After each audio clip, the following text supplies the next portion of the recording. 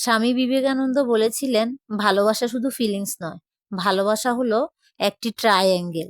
মানে ভালোবাসার আছে তিনটি কোণ আর তিনটি দিক। প্রথম অ্যাঙ্গেল হলো ভয়হীন ভালোবাসা।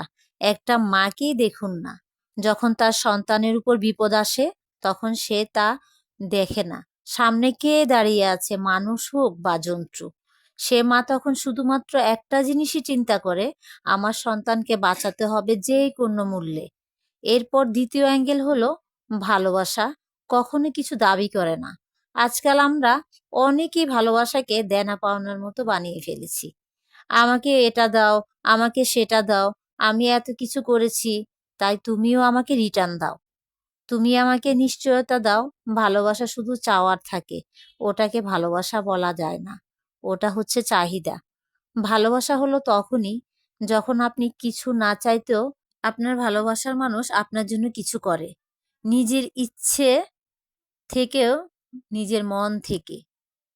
তৃতীয় অ্যাঙ্গেল হলো ভালোবাসা কোনো কারণ দিয়ে হয় না, কখনো না। ভালোবাসা কোনো রিজন দিয়েও হয় না কখনো। ভালোবাসা কোনো অবজেক্ট বা লাভ লসের হিসেব দিয়ে হয় না, কখনো না। আর এখানে একটা বড় প্রশ্ন আসে, ভালোবাসা যদি সত্যি হয় তাহলে শেষ হয়ে যায় কেন? কারণ অনেক সময় আমরা যেটাকে ভালোবাসা বলি ওটা আসলে ভালোবাসা নয়, একটা শর্ত হয়।